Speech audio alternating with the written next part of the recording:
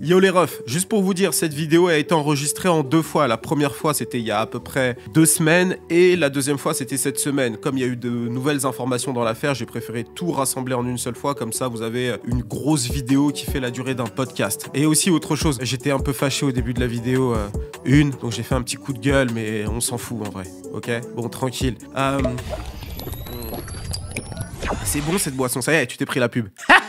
Tu t'es pris la pub. Regarde, cette vidéo est sponsorisée par Oli. Et tu vas kiffer, regarde. Alors pour ceux qui veulent arrêter le sucre, je vous conseille Oli. J'en bois vraiment tous les jours parce que en fait j'adore le sucre, tout ce qui est soda de base. Et il me fallait une alternative pour arrêter le sucre. Et Oli est parfaite pour ça. Oli en fait c'est une boisson de thé glacé et une boisson énergisante naturelle. D'accord, il y a 3 grandes gammes. La première c'est énergisante, celle que je bois quasiment tous les jours. Ça me permet de me redonner un coup de fouet et ça me permet d'éviter les sodas. Ensuite, il y a la gamme hydratation, donc ça c'est pour les sportifs, ça te permet de récupérer plus. Et enfin, tu as la gamme thé glacé. Donc là, tu vois, ça se présente comme ça dans des petites boîtes et à chaque fois, tu as des petits goûts comme ça vraiment cool. Et moi, justement, pour consommer ces produits-là, j'ai tout l'équipement Oli. Alors merci à eux, hein. J'ai les shakers qui se présentent comme ça, d'accord? Et il y a aussi la gourde. Et pour ceux qui veulent en consommer à fond, tu as le packaging qui se présente comme ça pour, on va dire, les modèles plus balèzes. Alors pour ceux qui veulent découvrir, il y a le pack découverte. Tu vas avoir les 3 gammes qui vont être envoyées, donc tu pourras découvrir ce que tu préfères et te faire ta propre idée. Et bien sûr, j'ai un code de réduction avec ça, IconicMag5, pour une réduction de ton panier, d'accord, et découvrir tout ça. Et si comme moi tu vas arrêter le sucre et redevenir fit, je pense que ça peut t'aider. Donc le lien se trouve dans la description et sur le premier commentaire. Et nous on retourne à la vidéo. Ils ont retrouvé des vidéos compromettantes. Je vous en parle dans cette vidéo. Alors avant de commencer cette vidéo, j'ai envie de revenir un petit peu sur mes dernières vidéos sur Jay-Z et Diddy. Je pense qu'il y a beaucoup de choses qu'il faut que je remette au clair, d'accord? Parce qu'il y a beaucoup de gens qui se mélangent, etc. Donc je vais prendre le temps de vous expliquer les choses calmement ici. Alors déjà, on va commencer par Diddy. J'ai fait une vidéo sur les théories du complot autour de Diddy. Ça se détache complètement de l'affaire. Les théories du complot, c'est des choses qui sont sorties sur TikTok, d'accord? Sur Instagram et surtout sur TikTok, parce que c'est sur la plateforme qui a le plus de théories complètement débiles. Et c'est totalement normal parce que moi je sais pourquoi. Parce que sur TikTok, c'est là où tu peux monétiser à mort. Voilà. Et sur YouTube aussi d'ailleurs. Donc c'est pas un hasard que ça vienne de TikTok et de YouTube. Ce que j'ai fait dans la dernière vidéo, c'est de vous expliquer pourquoi certaines théories du complot sont complètement fausses. Sur Meek Mill, je m'appuie sur des faits. D'accord? Donc des éléments que l'on a, écoutez bien, parce qu'il y en a, vous écoutez à moitié, des éléments que l'on a disponibles sur Internet, Diddy et Meek Mill n'ont jamais rien fait ensemble. Est-ce qu'ils l'ont vraiment fait, hein, dans les faits? Peut-être, mais si tu veux, ça à la rigueur, on s'en carre. Ensuite, il y a le sujet de Justin Bieber. En revenant sur les contenus disponibles sur Internet, d'accord, sur Diddy et Justin Bieber, rien ne nous prouve qu'il se soit passé quelque chose entre les deux personnes. Donc, moi, de mon côté, je peux pas me réveiller parce que j'ai vu une vidéo sur TikTok en vous disant Justin Bieber s'est fait agresser par Diddy. Je n'en sais rien. Mais si je me base sur les informations disponibles sur Internet, ok?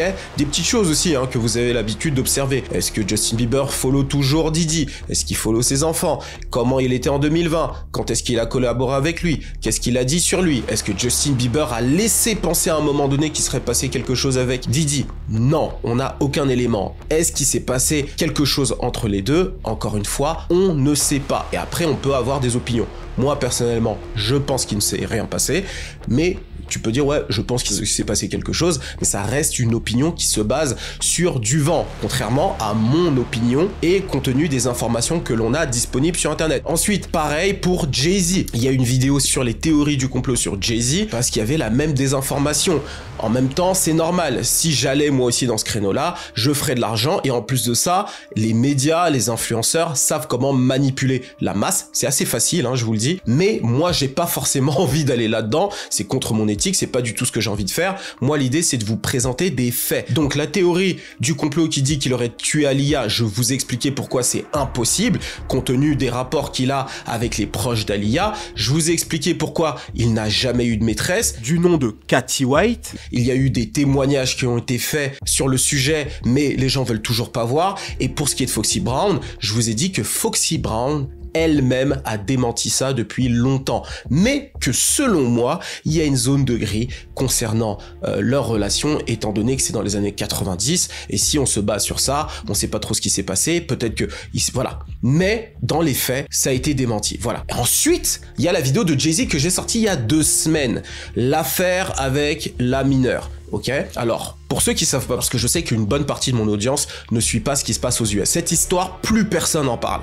Parce que beaucoup de gens, même des gens qui auraient été heureux de voir Jay-Z tomber. Par exemple, Candace Owens, qui est en ce moment même sur les côtes de notre première dame, a lâché l'affaire. Se sont rendus compte que ça s'appuie sur pas grand chose. D'accord? Et dans ma vidéo, je me suis appuyé sur des faits, d'accord? Donc les incohérences, tout ça, c'est des faits, ça a été démenti. Est-ce que l'affaire est en train de suivre son cours? Oui. Est-ce que Jay-Z a l'avantage dans cette affaire? C'est le cas. C'est pour ça que plus personne se base dessus. Est-ce que Jay-Z a fait les bails avec la fille, selon moi, en m'appuyant sur ce que je sais? Non. Est-ce qu'il s'est peut-être passé quelque chose avec elle? Peut-être, peut-être. C'est de l'avis. Mais quand j'entends des gens avec beaucoup de certitude venir dans mes commentaires dire « Chris, tu es naïf », héros, réfléchis toi-même. Ce que je te demanderais, c'est de me donner des preuves. Et tu verras que tu n'as aucune preuve là-dessus. Donc tu peux avoir une opinion, mais quand je vois certains commentaires, des gens qui arrivent avec un avis clair sur les choses en disant il s'est passé ça, il s'est passé ci, je trouve ça abusé. Maintenant, il y a l'affaire de Diddy qui est en cours, d'accord? L'affaire avec les fédéraux, ce dont on va parler ici. Là, on se base vraiment sur ce que le FBI a dit, sur les courriers qui ont été faits par le camp de Diddy comme par le procureur au juge, les informations qu'on a de disponibles. Si ça va un peu plus dans le sens de Diddy, eh ben ça va un peu plus dans le sens de Diddy selon vous. Si ça va un peu plus dans le sens de Cassie, eh ben ça va un peu plus dans le sens de Cassie selon vous. Moi, l'idée, c'est de vous faire du contenu pour vous expliquer ce qui se passe et vous, de votre côté, vous faites votre propre avis, ok? Maintenant que j'ai dit ça, sans plus attendre, on y va.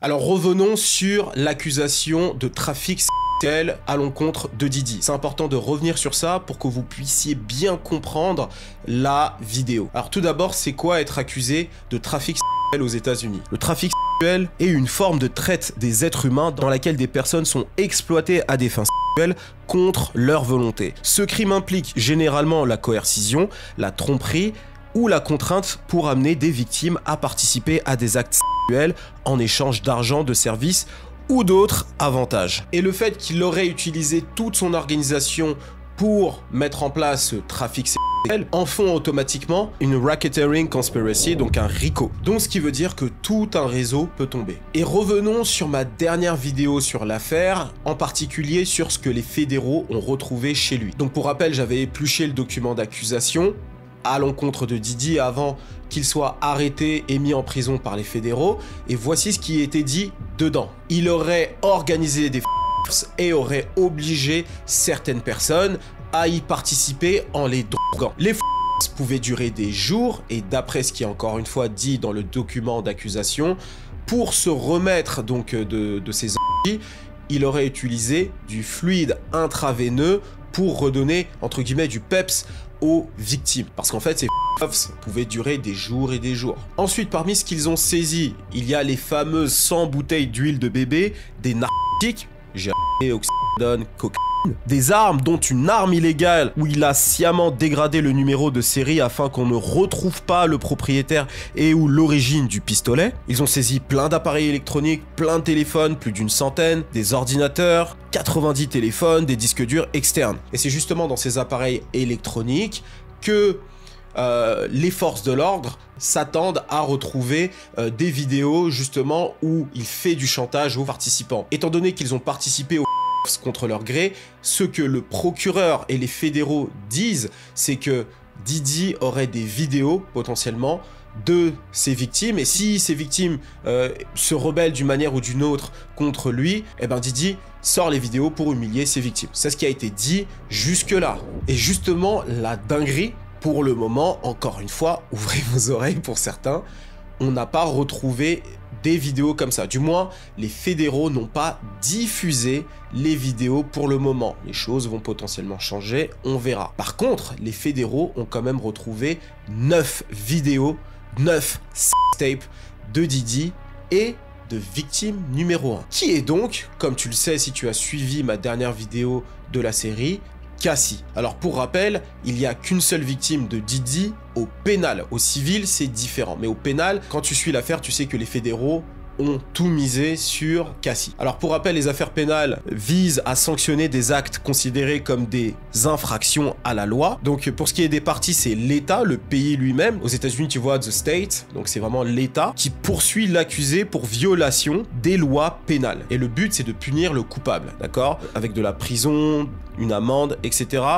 et protéger la société. Le civil, c'est différent. Et c'est là où Didi a la grande majorité de ses attaques en justice. Elle concerne les litiges entre individus ou entités privées, c'est un litige contractuel, conflit de propriété, divorce, et les parties, ça va être un plaignant, personne ou une entreprise, intente une action contre un défendeur. Et le but, c'est de résoudre le différend et ou souvent indemniser la victime en dommages et intérêts. Et dans ce cas précis, tu peux attaquer en justice n'importe qui pour n'importe quoi. C'est pour ça que la partie civile, c'est beaucoup plus shaky parce que les avocats, notamment pour l'affaire de Jay-Z, je reviens à la dernière vidéo que j'ai faite, Tony Buzbee a mis en place les choses de manière à ce que ça lui rapporte un maximum d'argent. Et très souvent, lorsque tu attaques au civil, c'est pour des dommages et intérêts. La personne ne va pas aller en prison à la fin.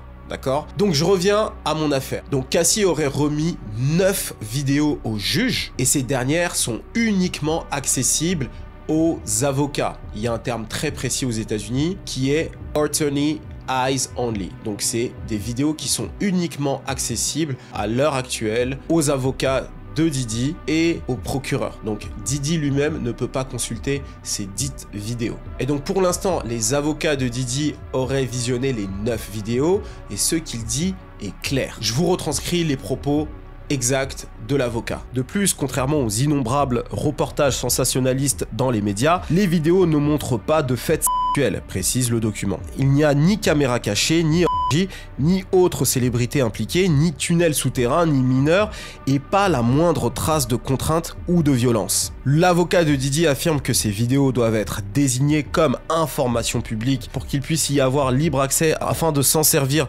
dans sa défense. Suite à ça, s'en est suivi un bras de fer entre l'avocat de Didi et le procureur, et donc ce dernier a fait lui-même un courrier au juge disant que l'avocat de Didi a commis une violation de la vie privée de la victime numéro 1, donc de Cassie. Et donc que ce courrier-là doit être retiré des archives publiques et être soumis à nouveau après avoir supprimé certaines informations. Donc là, si tu veux mon avis, le procureur veut gagner du temps parce qu'il y a beaucoup de choses qui doivent arriver un peu plus tard. Et donc, le camp de Didi a accepté donc les conditions du procureur, donc ils ont refait la demande en disant que le fait qu'on ne leur donne pas accès à ces vidéos-là, c'est une violation des droits de Didi à avoir un procès équitable. Et aussi autre chose, le camp de Didi a affirmé que le procureur est globalement dans les médias, les gens ont très largement parlé des que tout le monde sait plus ou moins qu'il y en a eu. Et d'ailleurs, le camp de Didi n'a jamais dit qu'il ne s'est jamais rien passé.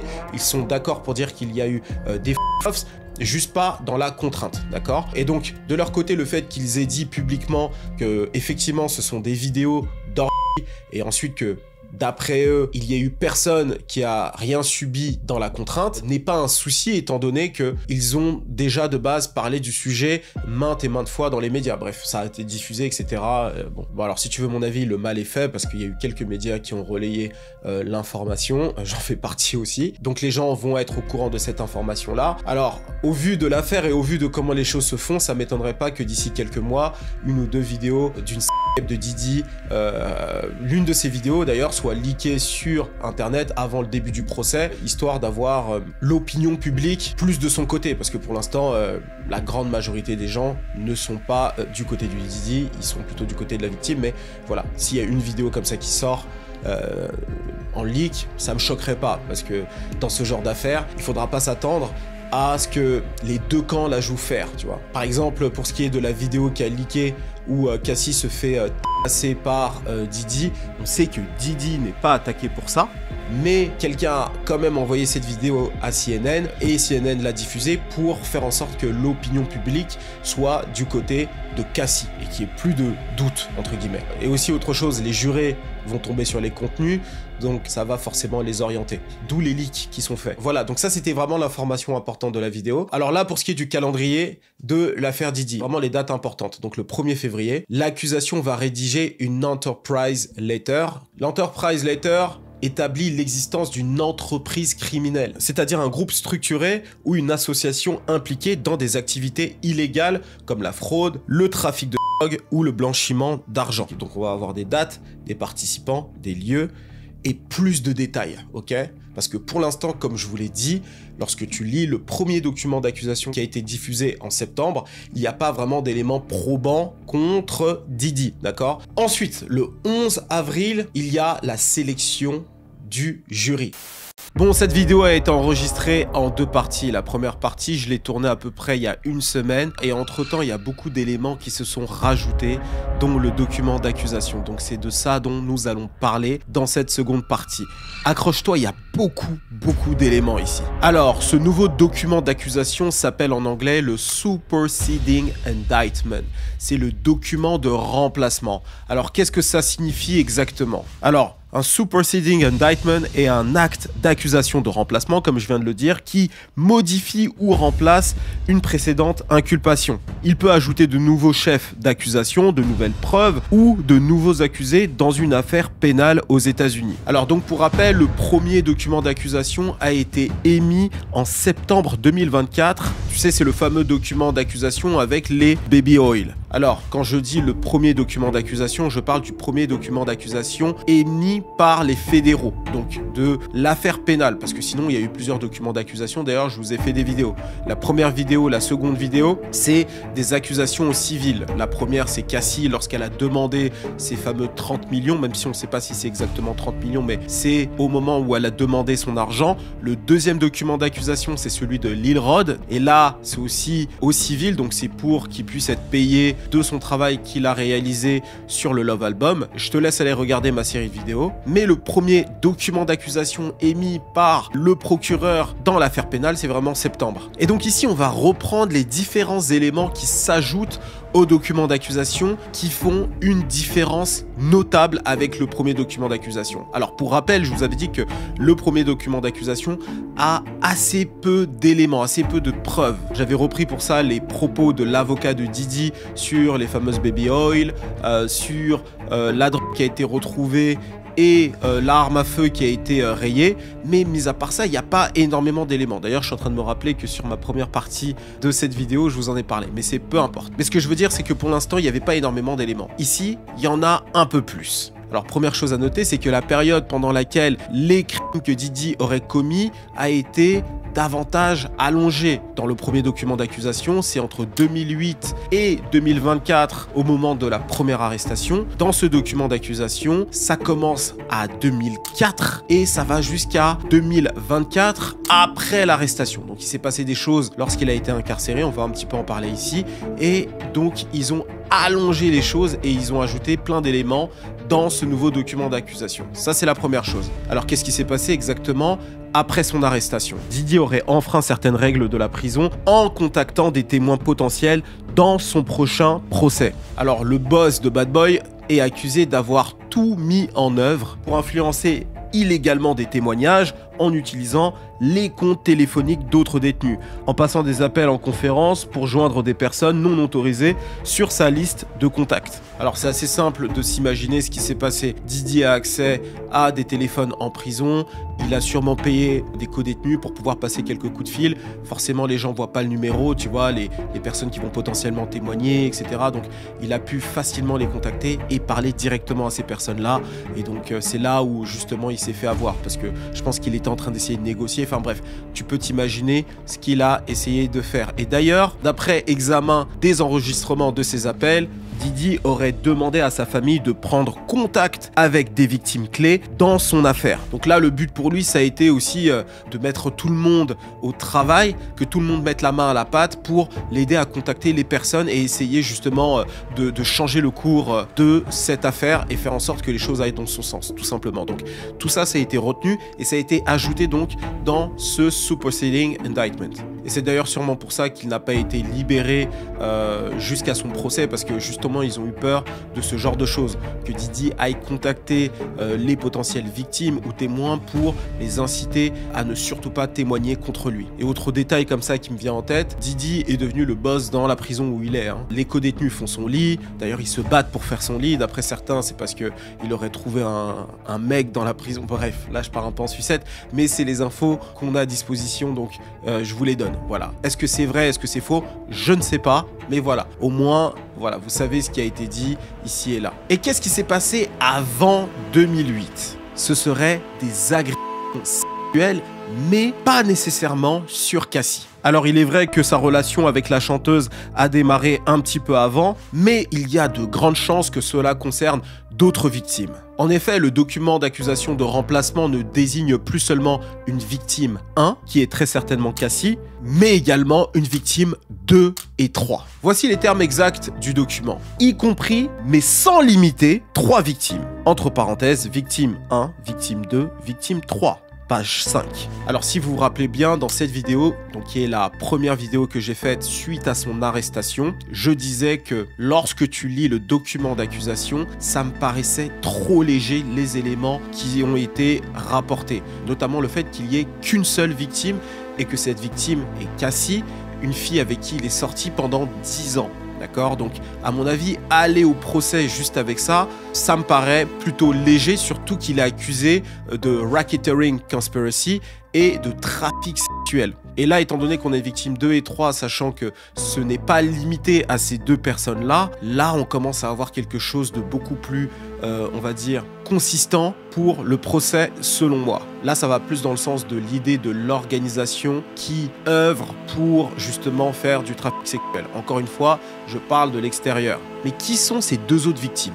On n'a pas beaucoup de détails dans le document d'accusation. Mais d'après certains experts, l'une des victimes serait une certaine Adria Sherry English, une ancienne danseuse, une femme qui a fréquenté, je dirais même qui a dansé dans les white parties de Didi. Elle dit avoir été agressée sexuellement par le rappeur. Alors lorsque sa plainte a été mise sur les réseaux sociaux, elle a reçu une vague de haine. Ah oui, parce que tu te dis, une gogo danseuse, une meuf qui se dénude, qui d'un coup se réveille et se dit « Ah, je vais aller chercher de l'argent ». C'est ce que les gens se sont dit. Mais laissez-moi vous dire que c'est probablement l'un des témoignages les plus détaillés et les plus crédibles que j'ai entendu depuis le début de cette affaire. Très honnêtement, il n'y a pas eu énormément de coverage, je trouve. Je sais qu'elle a fait des interviews ici et là pour, on va dire, des tabloïds, des choses comme ça. Mais très honnêtement, lorsque tu te poses et que tu l'écoutes parler, eh bien, t'es assez étonné de tout ce qu'elle dit. Je vous raconte son témoignage. Alors avec elle, tout commence en 2005. À cette époque, Adria est une belle jeune femme dans la vingtaine, passionnée de danse. Depuis quelques années, elle se produit en tant que gogo danseuse dans les clubs les plus branchés de Los Angeles. Mais plusieurs années auparavant, elle a commis la pire erreur de sa vie. Une erreur qui laissera un traumatisme jusqu'à ce jour. À ce moment-là, Adria est en couple avec Anthony Gallo, un mannequin séduisant qui a eu l'opportunité de participer à quelques campagnes publicitaires. Mais cette fois, une occasion exceptionnelle se présente devant lui. Il est en lice pour une grande campagne Sean John, la marque de Didi. Alors lorsqu'il annonce la nouvelle à Adria, en grande fan, elle est comme une ouf et surtout, elle veut venir à l'audition. Sur un malentendu, elle tombe sur Didi, tu connais, on est en 2005, il a son prime, donc forcément elle veut le rencontrer, c'est totalement normal. Donc elle lui dit, je viens avec toi, je veux voir Didi. Le jour de l'audition, ils arrivent sur place et s'installent dans la salle d'attente. Soudain, un candidat sort de la salle d'audition furieux. Il jette un regard bizarre envers Adria et Anthony, avant de quitter les lieux précipitamment. Eux, ils comprennent pas, ils se disent « Oh, mais lui, c'est sûr, il a pas été retenu, il a le seum, c'est pour ça qu'il est dans cet état-là. » Puis vient le tour d'Anthony. Avant qu'il n'entre, Adria l'encourage. « Ouais, tu vas y arriver, ça se check, ça se fait un câlin, allez, vas-y, fonce, tout va bien se passer. » Normal. Mais quelques minutes plus tard, lui aussi il sort en furie. Et il crie un « Fuck !» that! Et puis il se dirige vers l'ascenseur comme ça. Et Adria voit ça, elle le suit, tu vois. Une fois dans l'ascenseur, Adria elle lui demande, mais qu'est-ce qui s'est passé? Pourquoi tu réagis comme ça? Et là, Anthony la regarde comme ça, il lui fait signe de se taire, tu vois. Il dit, vas-y, je te dis plus tard, vas-y, tranquille. Parce qu'il y avait d'autres gens autour, en fait. Tu vois, ils étaient pas seuls dans l'ascenseur. Et une fois dehors, elle insiste pour demander, mais qu'est-ce qui s'est passé dans cette salle d'audition? Et c'est là qu'Anthony lui a dit, hey, Didi m'a demandé de lui sucer la... Eh gros, elle a pété un câble lui-même. Quel bail. Dinguerie. Sur le moment, elle n'y croyait pas. Ils sont rentrés à la baraque, ils ont fumé un blunt. Alors là, ce que je vous raconte, c'est les propos d'Adria, ok? C'est pas un fait, c'est ce qu'elle raconte, c'est son témoignage, d'accord? Ok? Je reprends l'histoire. Et donc, Adria et Anthony pensaient en avoir fini avec Didi. Mais que nenni. Alors comme je l'ai dit, Adria est toujours gogo danseuse et fréquente de nombreuses personnes influentes dans les clubs. Et c'est ainsi qu'un jour, elle a fait la connaissance d'une certaine Tamiko Thomas, ou Tamika, je sais pas. En tout cas, ce qui est certain, c'est que c'est l'une des agentes de Didi. Quand je dis agente, c'est ces personnes qui recrutent des gens autour de Didi. Alors ce recrutement peut se faire pour différentes raisons, et ici, c'est pour un cas particulier. Cette dernière lui explique qu'elle a des opportunités à lui offrir en tant que danseuse dans les soirées de Didi, et qu'Anthony pourrait lui aussi décrocher des contrats comme mannequin pour Didi à une condition, il faut qu'Adria accepte de danser dans les soirées de Didi, en particulier pendant les white parties. Alors, séduite par la proposition, elle accepte. Grâce à ça, son copain décroche la campagne Sean John. Alors, ceux qui ne connaissent pas Sean John, c'est l'une des plus grosses marques de streetwear des années 2000. J'ai porté du Sean John. D'ailleurs, dans l'une de mes anciennes vidéos où je vous parle des histoires terrifiantes du rap, j'avais un pot de pêche Sean John. Donc, c'est vraiment une marque très populaire et qui est en train de revenir à la mode à ce moment-là. Donc, voilà, je tiens à le dire, c'est pas une marque sombre là, non, c'est quelque chose de très populaire. Il y avait d'énormes billboards à New York avec du Sean John, dans les magazines du Sean John, et c'est exactement pour ça que c'était un big deal pour le fameux Anthony. Et d'ailleurs, lorsqu'il a signé le deal, il s'est retrouvé absolument partout, dans les panneaux publicitaires un peu partout à New York, les affiches, les magazines, et il assiste même à la fête de lancement de la nouvelle collection auquel il a participé. Et là-bas, il fait donc la rencontre de Didi. Alors, contre toute attente, Didi vient le saluer et le remercie d'accepter que sa femme danse dans ses white parties. Et il fait comme si de rien n'était. Voilà, il lui a jamais demandé de lui f*** la ou quoi, rien du tout. Mais ce que Adria ignorait à l'époque, c'est que elle était sous l'œil attentif de Didi. Didi connaissait des détails de sa vie. Encore une fois, c'est pas moi qui le dis, c'est Adria. Alors selon ses dires, Didi avait pris connaissance de l'erreur qu'elle avait commise il y a plusieurs années auparavant et s'en serait servi pour la manipuler et la pousser à travailler pour lui de plusieurs manières différentes. Alors je suppose que tu veux savoir de quelle erreur il s'agit. Eh bien, Adria a été actrice prono en 99 par là pendant quelques mois. Et les quelques vidéos en question, et ben voilà, Didi les aurait eues en sa possession selon elle, et il aurait joué là-dessus pour la contraindre à faire ce qu'il veut. Elle avait à peu près 19 ans, donc elle était très jeune à ce moment-là, donc un âge où elle était contrôlable, et des personnes se seraient enrichies sur elle, en l'exploitant elle, en la faisant faire des films prônes, et donc voilà. Donc étant au courant de ce qu'elle a vécu, Didi savait aussi qu'elle voulait percer dans la musique et le chant. Donc il avait conscience de tout ça et il a joué là-dessus pour lui dire ok, tu vas danser pour moi dans mes white parties, tu vas aussi participer à mes fêtes privées, d'accord? Quand je dis mes fêtes privées, vous avez bien compris. Tu vas aussi aller voir un tel ou un tel, le draguer, le faire tromper sa femme ou le faire faire certaines choses. Je vais enregistrer tout ça et ensuite je vais m'en servir contre lui. Ça, c'est ses propos encore une fois. Elle a d'ailleurs donné le nom d'un certain Jacob The Jeweler, donc le fameux joaillier des rappeurs, qui aurait été l'une de ses victimes, entre guillemets. Et donc elle aurait fait ça pendant plusieurs années et Didi lui disait à chaque fois « ça y est, tu t'en rapproches, voilà, t'es de plus en plus proche de ton rêve ». Et donc il a manipulé comme ça pour qu'elle puisse faire exactement ce qu'il veut, mais elle aura jamais eu ce qu'elle veut vraiment. Par contre, Didi, lui, l'aura exploité à fond. Et donc au bout de 4 ans, elle se rend compte que rien ne va se passer et elle décide de se séparer de Didi en 2009. Alors dites-moi en commentaire ce que vous pensez de son témoignage. D'ailleurs, vous-même allez faire des recherches sur elle, alors, il y a sûrement des choses intéressantes que vous pouvez trouver. En tout cas, moi, de tous les témoignages que j'ai eus, j'ai l'impression que c'est celle qui a donné le plus d'éléments précis sur ce qui s'est passé dans ces années-là. Donc forcément, t'as envie de la croire. Il y a juste un détail assez curieux que je dois quand même vous dire, parce que je sais que des petits malins vont faire leurs recherches,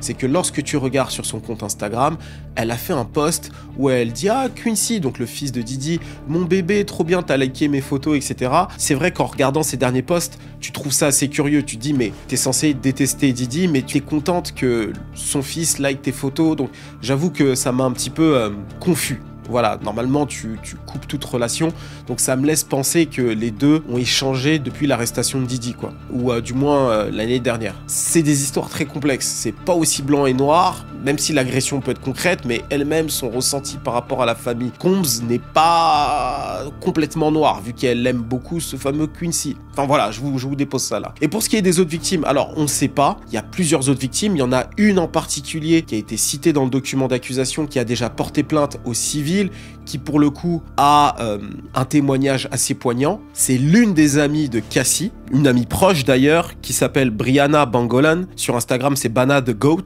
Alors c'est la fameuse fille qui s'est fait pendre par-dessus un balcon par Diddy. Alors d'après ce que l'on sait, tout ça se serait passé en 2016, donc il n'y a pas si longtemps que ça. Brianna avait remarqué des comportements agressifs de Diddy à l'égard de son amie, et un jour, alors qu'elle était dans son appartement du 17e étage, Diddy est rentré dans l'appartement de Cassie et s'est mis à l'agresser verbalement et physiquement, suite à quoi Brianna s'est interposée, et ça lui a valu de se faire agresser sexuellement. Apparemment, il lui aurait attrapé la poitrine, puis il aurait pendu par-dessus le 17e étage. Expérience traumatisante pour la fameuse Brianna, qui a porté plainte, donc comme je l'ai dit, au civil, et à mon avis, cette plainte au civil peut être ensuite suivie sur une plainte au pénal. Donc il est possible qu'elle fasse partie de ces nouvelles victimes, ou du moins, elle fera partie des nouvelles victimes par la suite. Dans tous les cas, l'agression du balcon a été citée dans ce nouveau document d'accusation. Donc, c'est qu'à mon avis, ils vont creuser le dossier. Donc, il y a de grandes chances qu'elle témoigne et qu'elle soit elle-même l'une des victimes lors du procès. Mais pour l'instant, au civil, elle demande 10 millions de dollars. En même temps, elle a raison, si c'est vrai. Autre élément important à noter dans ce document d'accusation, je trouve qu'ils apportent plus de nuances dans les freak-offs. Ils expliquent qu'il y a effectivement des freak-offs commerciales, donc ça veut dire qu'il fait la fête avec des travailleurs du sexe, avec des participants qui sont contents d'être là, et d'autres où il y a de vraies victimes, dont Cassie. Et d'ailleurs, on a le témoignage d'un travailleur du sexe du nom de Nathan qui raconte avoir participé à un threesome organisé par Diddy, donc 2 hommes, une femme, tout ça dans un hôtel à Miami. Diddy lui-même n'aurait pas participé à tout ça, il était juste en DA. C'est lui qui a fait la chorégraphie de tout ça. Et des fois, il voulait juste kiffer, mais il voulait juste faire comme si il n'était pas dans la pièce. Parfois, il prétendait avoir quitté la pièce, mais en fait, il se cachait pour regarder tout ça et se pougner. Hey, tu ne me vois pas? Tu ne me vois pas? Et parfois même, il se mettait en dessous du lit. Parfois, le mec rampait pour regarder les bails en scred. Il se mettait derrière un miroir, on sait pas qu'il est là, mais il est là. Tout ça en train de se secouer la moue, quoi. Alors voilà pour ce qui est des éléments vraiment importants à mettre en lumière. Important de noter que Victime 2 et Victime 3 ont été cités, mais il n'y a pas eu beaucoup plus de descriptifs sur les 2 victimes, d'accord? Donc on s'attend à ce qu'il y ait plus d'éléments, plus de détails dans la Enterprise Letter. Alors au moment où je sors cette vidéo, peut-être que cette Enterprise Letter sera déjà rédigée. C'est une lettre où on va avoir des éléments concrets, des dates et les crimes commis à ces dates avec tout le détail. Et c'est là où on pourra vraiment savoir ce qu'il a fait à des moments précis, parce que avec le document d'accusation, ça reste encore trop vague. C'est-à-dire on n'a pas d'éléments concrets, tu vois, la baby oil, comme je l'ai dit, de la drogue retrouvée, etc.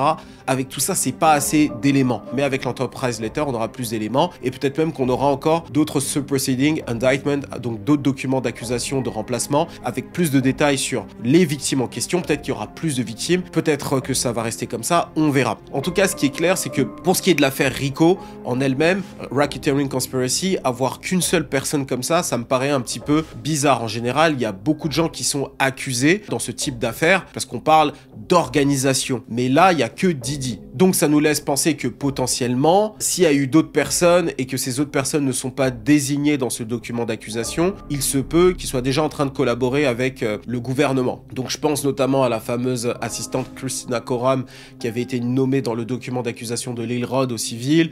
Voilà, ce genre de personnes-là qui étaient vraiment proches de Didi et qui ont tout vu et qui ne veulent pas tomber parce que c'est comme ça que les choses vont se faire. Donc il se peut que dans les mois à venir, on ait plus d'informations sur les personnes qui vont témoigner et je pense qu'il y aura beaucoup de monde de son entourage. On va avoir pas mal de surprises et on aura moins de surprises, notamment les filles de D-Nighty Kane qui ont été dans les documentaires déjà là, qui est sorti de Didi, etc. Je pense que déjà toutes ces personnes-là vont témoigner. On va suivre tout ça de très près. Bien sûr, l'avocat de Didi a répondu à ce nouveau document d'accusation et voici ce qu'il dit. Ce nouveau document d'accusation ne contient aucune nouvelle infraction. La théorie de l'accusation reste bancale. Le gouvernement a ajouté l'idée absurde que deux des anciennes compagnes de Monsieur Combs n'étaient pas des petites amies, mais des prostituées. Monsieur Combs est plus déterminé que jamais à se battre contre ces accusations et à obtenir gain de cause lors du procès. C'est vrai qu'il n'y a pas eu de nouvelles accusations, mais on a quand même quelques détails intéressants. On attend les preuves, ok, et les témoignages et les nouvelles victimes dans les mois à venir. Cette histoire est loin d'être terminée. Je sens qu'il va y avoir encore pas mal de rebondissements. Dernière chose sur laquelle je dois revenir, au moment où j'enregistre cette vidéo, Didi a été hospitalisé suite à une douleur de genou. Donc il a été sorti de sa cellule, il a été emmené à l'hôpital et a été soigné pour une douleur qu'il a au genou. Alors c'est pas dû à une bagarre ou quoi, c'est juste une blessure qu'il avait dans le passé. Et je crois dans mes souvenirs qu'il avait été opéré au genou. Donc il a été soigné et ensuite il a été ramené dans sa cellule. Donc rien de bien particulier. Donc ça c'est la dernière info qui a été diffusée. Donc voilà, comme ça au moins vous avez à peu près tout. Donc rematez-vous la série de vidéos sur Didi. La vidéo sur les complots, vous pouvez la mettre de côté parce que voilà, c'est juste parce que voilà, sur les réseaux sociaux, il y avait trop de désinformation, donc il fallait que je recentre un petit peu les choses. Mais voilà, vous pouvez les remater si vous voulez avoir toutes les informations. Donc voilà, j'espère que vous avez apprécié. N'oubliez pas de liker, commenter et de partager un maximum cette vidéo. Et n'oubliez pas Oli, d'accord? Moi, personnellement, je consomme du Oli vraiment tous les jours. Ça me fait beaucoup de bien et ça me permet de réduire ma consommation de sucre. Et je pense que c'est un vrai fléau, le sucre. Je vous dis pas que j'ai arrêté complètement les sodas, c'est pas vrai. C'est juste que j'ai une plus grande facilité à boire de l'eau et en plus je fais du sport, donc c'est parfait. Oli, le lien est dans la description et sur le premier commentaire. Iconic Mag 5, c'est le code. Aussi, chose très importante, on a relancé les vidéos sur la chaîne Iconic Programme. Ça fait plusieurs mois que je vous en parle, donc Iconic Programme, c'est vraiment ma chaîne qui est réservée au business dans l'industrie, dans l'entertainment, en particulier la creator economy, donc tout ce qui est en lien avec les créateurs de contenu, leur business, comment bâtir une audience, etc. Donc là, on a sorti une première vidéo sur comment bâtir un média en 2025. Donc allez la voir si vous êtes intéressé sur tous les sujets business, parce que là-bas, je vais vraiment m'éclater sur ça. D'ailleurs, on a la mailing list qui va avec. La mailing list et cette chaîne vont ensemble. Donc inscrivez-vous à la mailing list. Vous allez avoir les articles en plus des vidéos sur cette chaîne, en plus des autres trucs, événements, accompagnements, etc. Donc inscrivez-vous sur la mailing list et abonnez-vous à la chaîne. Sinon, suivez-moi sur les réseaux sociaux. Instagram, mon compte perso, c'est un agrégateur de tout ce que je fais. Donc les contenus, les clips de la chaîne Iconic Programme, vous les retrouvez sur mon compte. Les clips de Sikeo, le meilleur podcast rap, vous les retrouvez sur mon compte. Et mes clips de vidéos ici aussi, vous les retrouvez sur mon compte. Aussi, vous avez le média Iconic, d'accord? Kanye West qui a allé trimballer Bianca Sansori à poil et tout comme ça, là, donc l'actualité. Une présentation aussi de nouveaux rappeurs, on est aussi sur l'actualité comme ça. Donc on fait des articles, on fait de l'actu chaude. Donc voilà, tout ça c'est sur Iconic. Donc allez suivre Iconic sur Instagram et sur Twitter et sur TikTok. Donc c'était Major d'Iconic pour vous servir. On revient très fort les gars, donc restez branchés. Cheers!